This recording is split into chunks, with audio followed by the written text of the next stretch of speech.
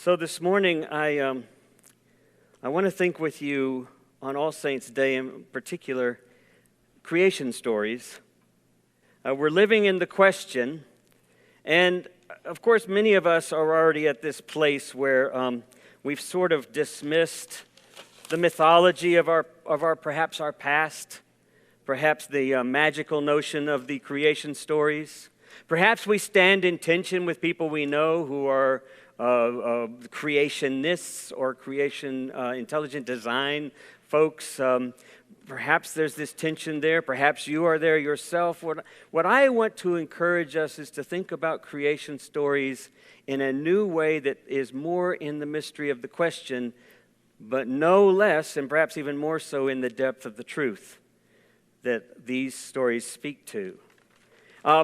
In particular, I want to start off with just a couple of thoughts here to kind of get us started. The first one is a story, of course. And William James was considered the father of psychology in our country, lived in the early 20th, late 19th century, early 20th century, and was quite an intelligent and brilliant sort of philosopher as well as psychologist. He was giving a lecture on creation, the latest discoveries of science, not on actually the scientific sort of evolution of the world. So more of a scientific lecture, and it was quite elaborate. And after about an hour of lecturing, he asked if there was any questions, and there were a few. And this one woman sort of seemed frustrated at the front row. And after it was all over with, she came up and addressed him by herself, and she said, "Mr. James, I have a bone to pick with you." And he said, "Well, yes, ma'am, what is that?" And she said, "Well, your story was fine." He said, "Well, no, ma'am, it's not a story. It's the fact. It's the scientific fact of evolution." "Well, that story is fine, but it's not right." And he said, "Well, what do you mean?" And she said, "Well, in fact, the true story is that, well, you see, life began as the earth being flat, and it was laid on the back of a giant turtle. And from that back of the turtle, life began to evolve and grow." And William James looked at her and he said, "Well, that's really interesting, ma'am. I think that's kind of ridiculous. It's really not that way." She said, "It is indeed." He said, "Well, then, if it's on the back of a turtle, then something must be holding up the turtle." And she said, "Yes, in fact, there is, Mr. James. It's a bigger turtle. And it sits on that turtle." And he said, "Excuse me, ma'am, but I'm sorry, but that just doesn't make sense. I mean, what's underneath that one?" And she said, "It doesn't matter what you say, Mr. James. You're very clever, but you need to know it's turtles all the way down." Now, the funny thing about that story, of course, is that in that story, there's more truth to that story than just silliness. But the challenge for us, I think, as post-enlightenment, post-modern, scientific, quantum physics-oriented people, or as extreme on the right sort of literalists who read the story as literal and only see it as literal, the problem with both camps is they've forgotten how to participate in their reality. They've forgotten how to imagine. Both sides. If you think about the physics story and the scientific story, it's a great story indeed. And it has a lot of logical, experimental, scientific kind of proof to it. And then it becomes all sorts of mysterious, right? And then it becomes all sorts of we don't know. What I love about that story is the smaller and the smaller we get to the subatomic particles and the particles that are subatomic to those, and then the subatomic particles, the smaller it gets, the more we realize the bigger and the bigger the darkness is. The dark energy, the dark matter, the dark mystery, the like we don't know. It's like a giant turtle and another one underneath that. It's a great story. And it's good for guiding us because it seems to work out in terms of how we operate in the world. But we fail to see what it is. It's just the latest, most logical story we have to tell. It's not necessarily the best story even. The creation story to me is a wonderful story. I'm going to start it off, just tell you the beginning of it. You know it. There's actually 7 or 8, maybe even 9 creation stories in the Bible. Maybe some of you didn't know that. Most of you know there's 2 stories, right? There's 2 primary stories. We always tell them as one. There's the 2nd chapter of Genesis. That's the story of Adam and Eve. St. Augustine basically gave it the name we now call it, the story of the fall. It wasn't that way in the earliest understanding of it. We can talk about that later. But what we do know is that there's at least 7, maybe more stories. Psalms 104, John 1:1, the Gospel of John. We know that story. In the beginning was the Word, and the Word was with God. And where's the button that turns this thing on? I mean, it's a mystery. It wasn't over. It's on the wrong. It's hers.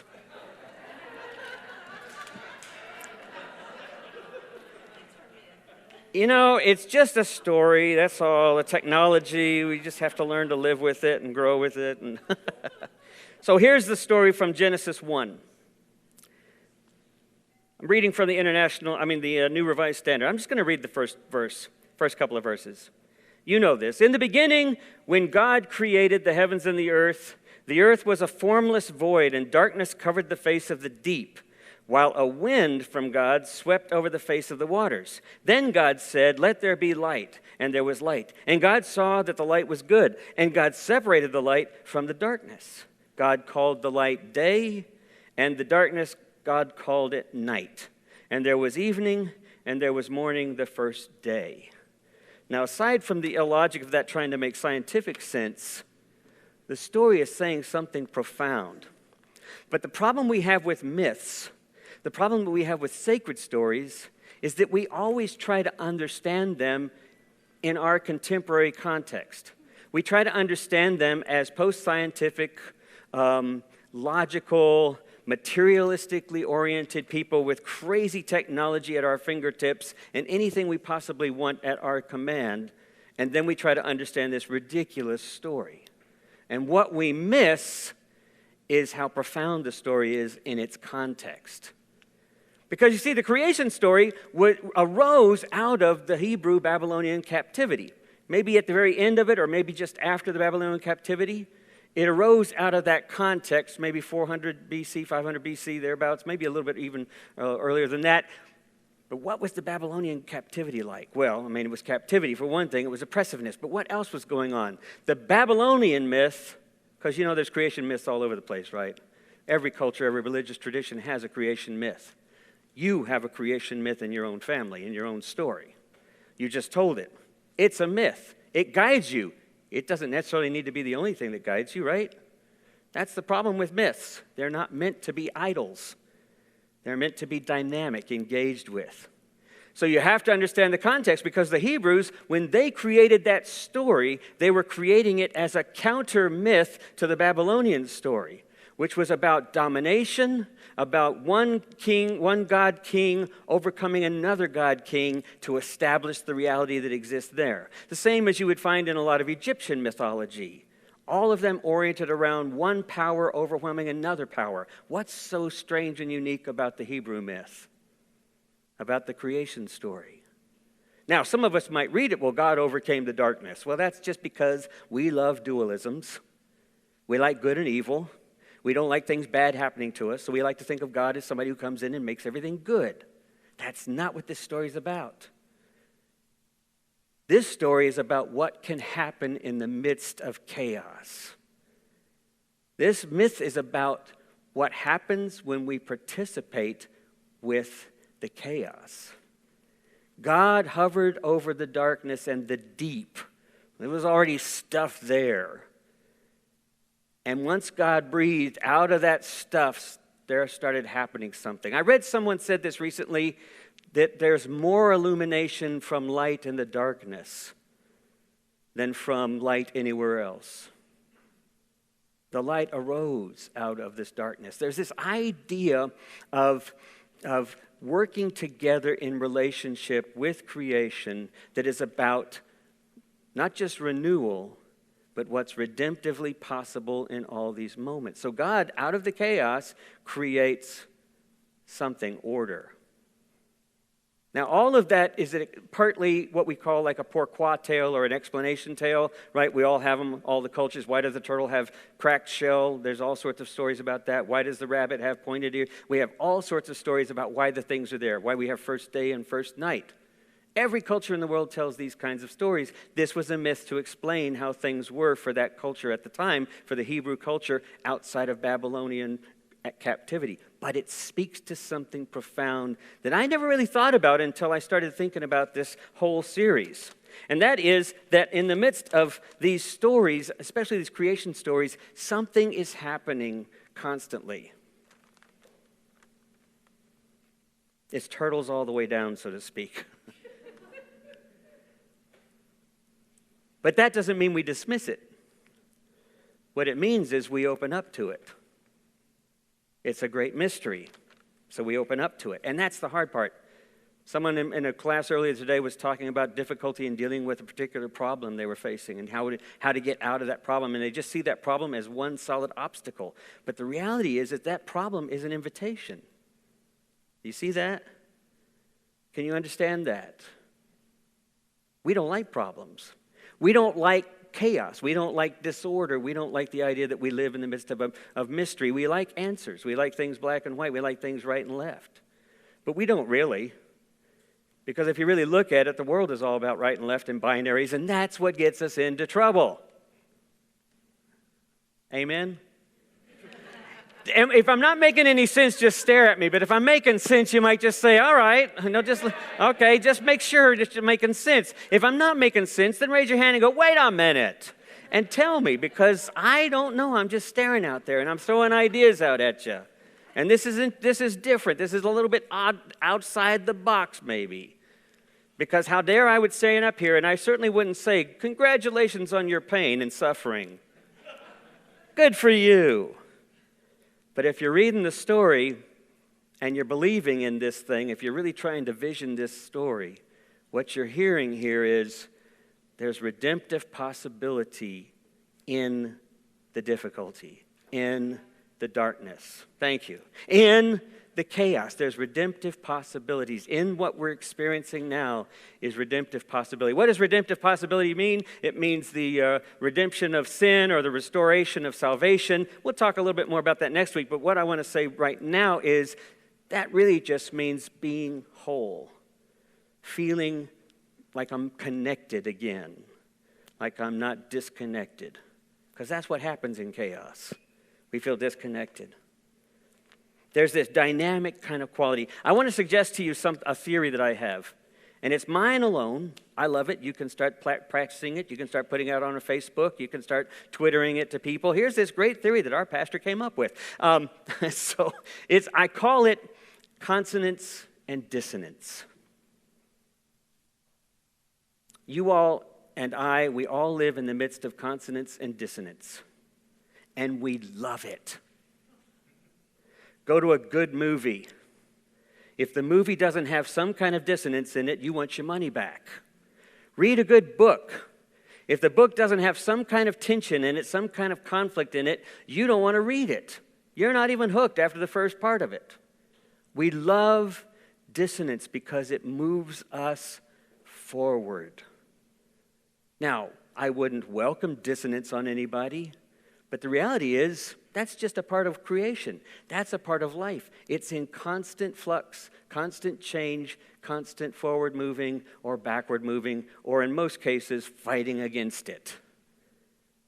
But what the creation story in our Bible tells us, what this Hebrew story says, is that we are in relationship with the very ground of being to finding and participating in consonance, out in the midst of dissonance.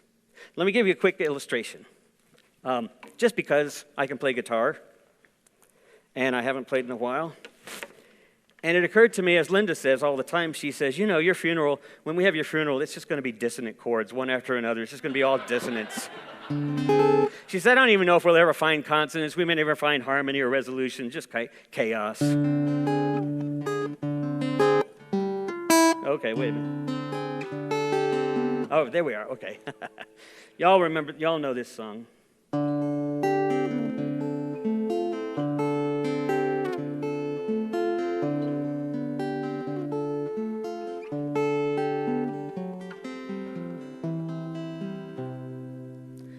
Are you going to Scarborough Fair? Parsley, sage, rosemary, and thyme. Remember me to the one who lives there. was a true love of mine. So this right here is the dissonance. And if I just stayed here after a while, you'd kind of start getting annoyed with me. And there's the resonance. Now, any good musician knows that when you're playing a song, you mix it up. And if you mix it up just right, it becomes both a song of sadness and a song of joy at the same time. We'll do the second verse.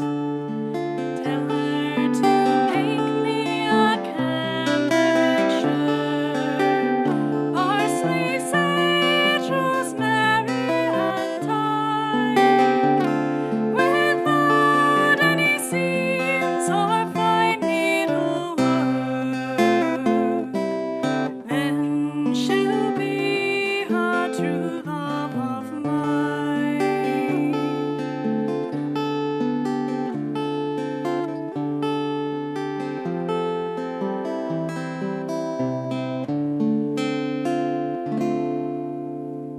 Thanks.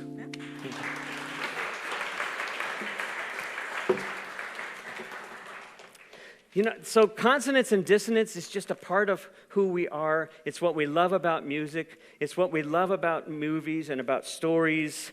The challenge for us, though, is to understand that that's what these myths, that's what salvation, that's what this whole process of faith is really about, is how we participate in the dissonance to envision and participate and create the consonance. But it's a constant back and forth. You find yourself up against somebody who's completely opposed to what you think. Dissonance. They're idiotic in their beliefs. More dissonance. They're arguing with you. Even more dissonance. How do you live in the midst of that dissonance? That's the creation story. Your child isn't acting the way you want that child to do. You know this is self-destructive behavior. You can't get them on the right track. Dissonance, dissonance, dissonance. How do you empower them to move forward? How do we move them toward consonance? Because you see, what we want to do is we want to avoid when that happens. We find ourselves kind of repulsed or driven away when we are in the midst of conflict. And then we gravitate to people that are like us or that we agree with or that are comforting to us. And that's fine too. But the invitation of creation is hovering over the chaos and breathing into it. And so you look at one another and you say, you know where I got my name? You know where my name came from? This is my creation story. You know what's your story? What's your creation story? You start asking for the stories that root us. Because when we start getting to the root of our stories, we start finding the root of everything. If we're paying attention enough and truly listening, we move past the fears that create the dissonance, and we enter into the possibilities of consonance by entering into one another's stories. Do you see what I'm saying? Does that make sense? That's the challenge. That's the challenge of it. The challenge is to move into that. Here's an interesting thing. Do you know, it occurred to me, this is another factor that has to happen, and this is where we all fail, because we know climate change is real, we know climate issues are real, we know that we need to do something about it, but a lot of us don't even know where to begin with it, and a lot of us find ourselves stuck in the ground. We know that perhaps capital punishment, perhaps you feel capital punishment is wrong. It's dissonant, it's chaos, it's a way to try to deal with it by using more chaos to fight chaos. And you want to do something, but we feel frozen. I want to say something that never occurred to me, but I was reading the other day this wonderful story by Virginia Haviland, African-American writer and a big award winner. She wrote a book called The People Could Fly. It's a beautiful story, a tragic but beautiful story about dissonance and consonance.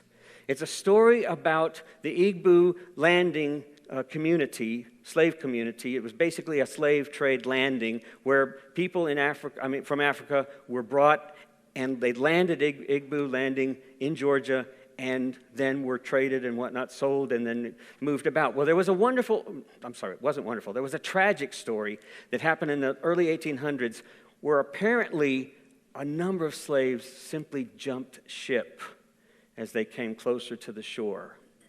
Now, some told the story as though they had all committed suicide.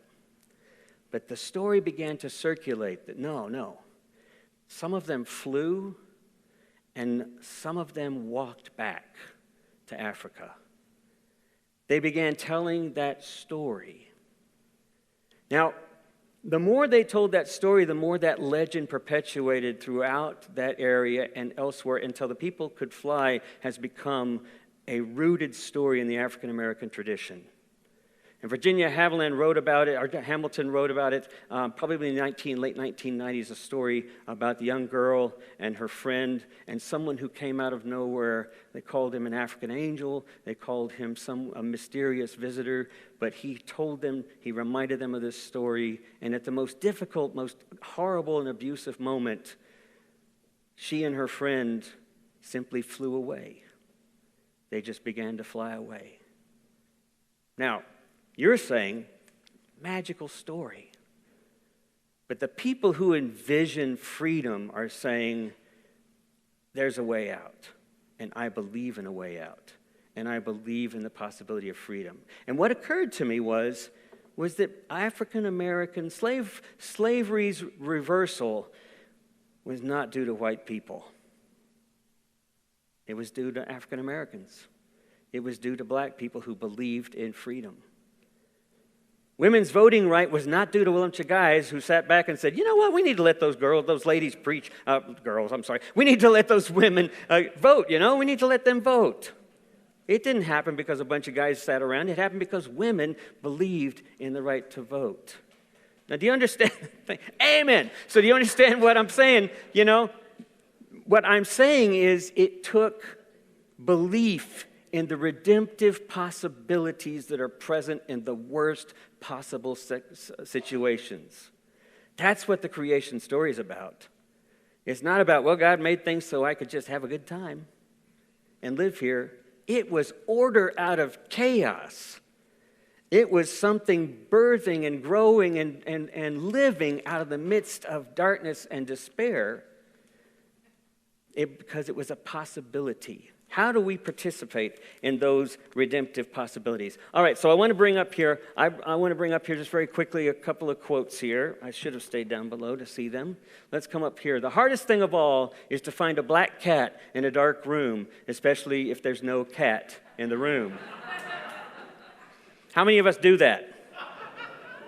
Right. We're looking for the wrong thing, right?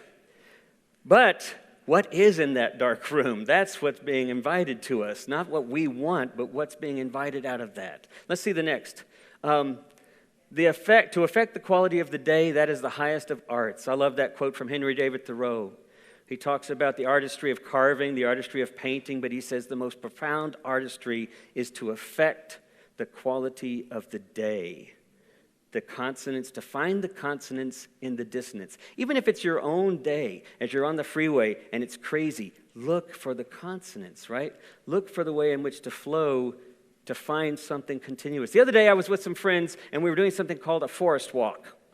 And we'll have that offered to us. It was one of our members that did it, Laura Franklin, Daryl and Laura Franklin. Laura is doing these forest walks, and it was just chance to experience this leadership, and it was wonderful. It was amazing. 2 hours. She said, "We're doing this for 2 hours." I thought, oh my God, 2 hours? I thought I was just going to walk, around a trail and go back home. 2 hours. It went like that. We sat in different places. At one place I sat, this was out in North Keller by the airport. I sat by a creek, and as the water was trickling by, I listened to the trickle of the water, and it was so lovely, and then suddenly I heard this, "Rat! Rat!" This bird just squawking right above me. And it was like, I'm sorry, I'm listening to this beautiful trickle. Could you move? And it continued to squawk. And then a jet took off. And it got closer and closer. It flew right over. It was like 4 minutes of this jet noise. I couldn't even hear the trickle. Now, what do you do with cognitive and dissonance? Well, you get up and you walk away. Or, consonance is coming. Because it always does. In the midst of tragedy, friends reach out to us.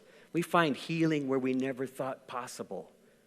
In the midst of some of our most difficult times, we find there's some other way that we never saw that now we're seeing because we opened up enough to see it. And as I sat there, when the jet dissipated off into the distance, and that bird decided to fly away and was replaced with another little gentle singing bird, and the trickle sounded louder than ever before. Consonance, dissonance, consonance. This is what we're invited to be a part of, to find a way to bring quality to the days we live. One more, let's see what the next one is here. When you imagine things, they start to grow. If you love them, they love you back. Isn't that lovely? That came from a small first grader in New York City. I read this in a book of quotes from children, unfamous, unknown children, and beautiful quotes.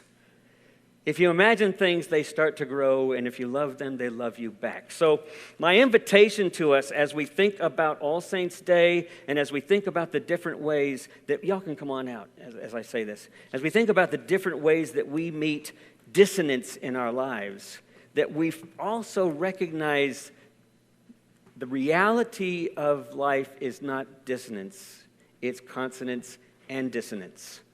It's conflict and resolution. The redemptive possibility is that when we participate in creativity with creation, we help to bring about more consonance in that cycle. All right, well, I think that's enough for us to say right now. Last little story. I loved Brad's story about your name. I was going to say there's a lot of drama in that name. Thank you. But here's the thing about finding consonance in the dissonance. Who says you can't create the space you stand within for better? My mother told me, you were named after an uncle and he was a drunk, and I don't know why we ever gave you that name. And I said, I do, because I learned more about my uncle. I went and I looked into his story. And I looked into the story of Ireland at the time, and I realized everyone was leaving Ireland in the early 1900s to find better work. That my uncle came over without my grandmother and without her husband, and then offered a job to her husband. Well, they were about to have a divorce because the two of them they were forced to get married. No, I'm sorry. She was forced to get into a wedding, into a marriage she didn't want, so she eloped, and then she was rejected by both parties because her husband was Catholic, she was Protestant. So she came to America broken. But when my grandfather got over here, he went to his brothers to work north of Massachusetts, in Lowell, Massachusetts, at a truck company.